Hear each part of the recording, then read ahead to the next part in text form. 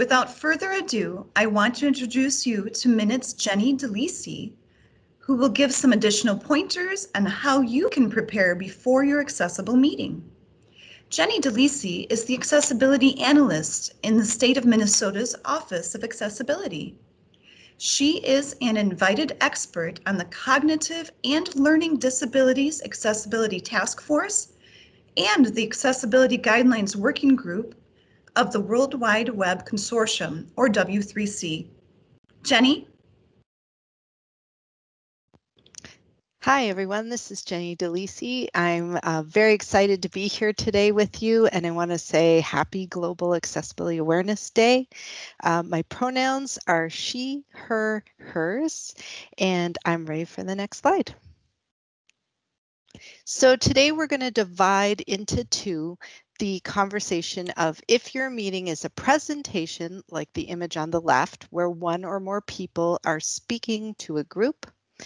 And then on the right, I have working meeting with a group of people talking around a board with sticky notes. So the image on the right has people working in front of a board as part of a working meeting. And if you think about it, those two types of meetings have very different requirements of the participants, and the role of the speaker will be very different. You want to think about things like, how will people ask questions? Do you want them to raise their hand? Do you want them to participate in a discussion or vote on different elements during a meeting? How will information be shared with this group? And then how will the peers in the meeting review the information that's being shared? All of this is going to help you decide what are the goals for your meeting. Okay, next slide, please. So when we talk about sharing content, this is another piece that people may not always be thinking about. If you're a person who uses a screen reader, when information is shared in a document, let's say during a meeting, whether it's online or a blended situation, you might be listening to the document with your screen reader.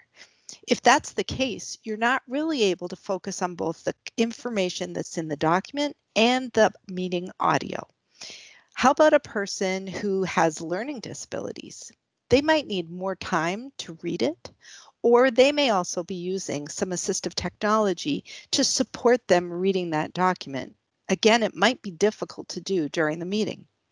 And then some people just need more time to process the information. So this is something you want to consider when you're thinking about what information will be shared, especially if the information is new or less familiar, if it's complex, or if decisions are going to be made during the meeting. Next slide, please. All right, so now you've got your goals, right? You're ready to go with that. Now we're looking at the options available within your meeting platform. But before you review those options, let's go back to purpose. And those are the options on the right. So you've got questions you might want people to ask. You might have group discussions, side conversations, sharing of resources, and decision making. When you have that purpose in mind, now you look at the options available within the meeting platform and you decide which ones you plan to use. So are participants going to be able to talk? Are they going to be able to chat? Are they going to share their screen? Because if it's a working meeting, more than one person might be sharing their screen. Hand raising, polls, sharing links, all of these elements are important to consider. Next slide, please. So then you've got your ideas about what's going to happen during the meeting, and depending on the size of your meeting and your goals, the kinds of participation you want from the group, you may assign roles for the meeting. One person will be the meeting leader most likely, but then you might need a person to monitor questions in chat, monitor who's raised their hand. Sometimes you need a separate note taker. And in meetings like this one, we have all kinds of extra people that are playing important roles. We have a CART provider who's providing captions.